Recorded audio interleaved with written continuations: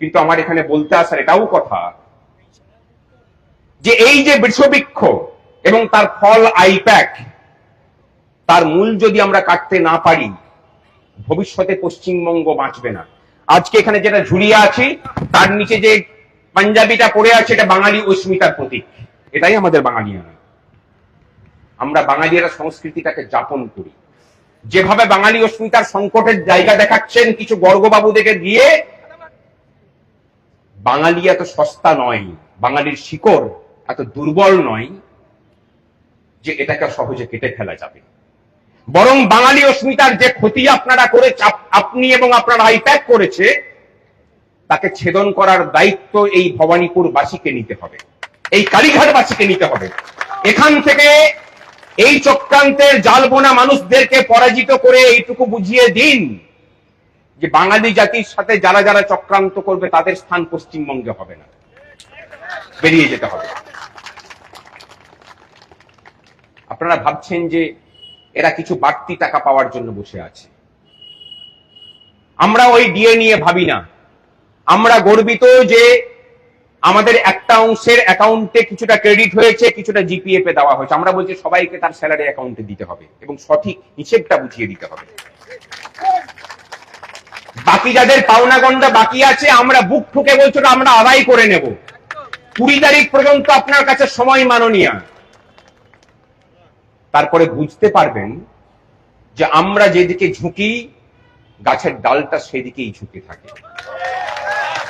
I-PAC নামক কোন খুঁটি আপনাকে বাঁচাতে পারবে না, এটাকে বুঝে রাখুন। আমরা কোনো এসওপিতে বিশ্বাস করি না। আপনাকে টাকা ক্রেডিট করানোর ব্যবস্থা করতে হবে প্রত্যেকটা অ্যাকাউন্টে। অন্য কোনো প্রলোভনে আমরা ভুলছি না। যে অস্থায়ী কর্মচারীরা দিনের পর দিন তাদের শ্রম দিয়ে, তাদের কষ্টের ঘাম দিয়ে সরকারটাকে, আপনার ডিপার্টমেন্টটাকে, সিস্টেমটাকে সজীব রেখেছেন, তাদের কথা বিগত 15 বছর ধরে ভাবার সময় পেলেন না?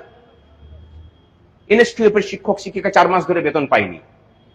বেতন পাওয়ার কথা ছিল 20,000 টাকা, কমতে কমতে বর্তমানে 15,000 টাকায় এসে দাঁড়িয়েছে। পাম্প অপারেটর যারা প্রতিদিন আপনার বাড়িতে জল সাপ্লাই দেয়, মুখ্যমন্ত্রীর বাড়িতেও দেন, তাদের বেতন হয় না, তাদের কথা ভাবার সময় নেই ওনার। উনি অনেক বেশি করে চিন্তিত প্রতীক জৈনদিকে নিয়ে। কারণ ওনার যে কাটমানির সাম্রাজ্য, সেই সাম্রাজ্যটা প্রতীক জৈনদের ছাড়া অচল। এই কাটমানির সাম্রাজ্যের বিরুদ্ধে আমাদের লড়াই। তৃণমূলের সাথীরা ভাবছেন এবং সেখান থেকে কালীঘাট থেকে নির্দেশ পাঠাচ্ছে যে ভাস্কর ঘোষদের মাথা ফাটিয়ে দাও। আবার বলছি, যত রক্ত ঝরবে, আমরা রক্তবীজ নই, আমরা ভগবান শ্রীকৃষ্ণের অংশীদার বলে নিজেকে মনে করি। কারণ আমাদের লড়াইটা ওই কংসরূপী কিছু প্রাইভেট কোম্পানির বিরুদ্ধে। মহাভারত এই পশ্চিমবঙ্গেও এখনো চলছে এবং আমরা পাণ্ডব পক্ষেই আছি। আমাদের সামনে যে দ্বন্দ্বটা আছে সেটা সত্য এবং ন্যায়ের, অন্যায়ের বিরুদ্ধেই আমাদের লড়াই।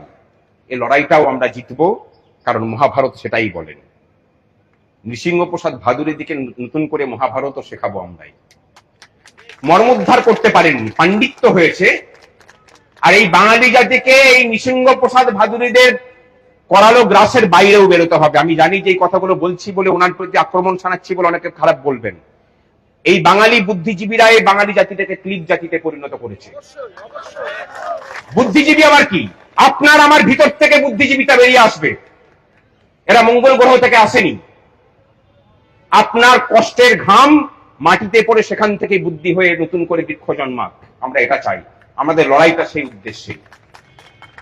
এই লড়াইটা আমরা জিতবো, জিতছি। লড়াইটা সেই দিনেই জিতে গেছি। আজ থেকে 3 বছর আগে বিধানসভায় দাঁড়িয়ে যে মুখ্যমন্ত্রী তার অহংকারের শিরস্ত্রাণ পরে বলেছিলেন আমার মাথা কেটে ফেললেও আমি দিয়ে দেব না, তাকেই যখন কাচুমাচু মুখ করে এসে পরে ভোট ঘোষণার আগে বলতে হচ্ছে আমি সবাইকে তার বকেয়া মিটিয়ে দেব। অর্থাৎ তার যে অঙ্গভূষণ ছিল অহংকার, সেই অঙ্গভূষণ খসে পড়েছে।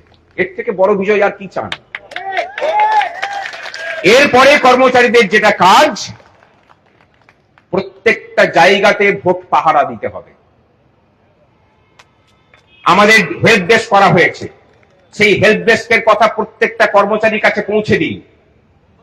যা অসুবিধা হবে আমাদের কাছে জানান, যা ব্যবস্থা নেওয়ার আমরা নেব।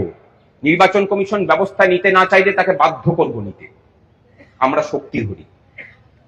কেউ বিনা আয়েসে আমাদেরকে সম্মান করে না, আমরা সম্মানটাকে আদায় করে নিয়েছি এই 3 বছর ধরে, এবং এই সম্মানটাকে নিয়েই আমরা যাপন করি। আমরা কারোর সাথে কোনো অসততা করি না, আমরা কারোর কাছে বিক্রিও হই না। যারা ভাবছেন যে এরা সিপিএম, তৃণমূল এবং এরা বিজেপি হয়ে গেছে, তাদের ভাবনাটা ভুল। কালকের দিনে নতুন সরকার এসে যদি আবার নতুন করে কোনো অপারেশন নামিয়ে নিয়ে আসে, তাদের প্রথম মোকাবেলাটা সংগ্রামী যৌথ মঞ্চের সাথে করতে হবে।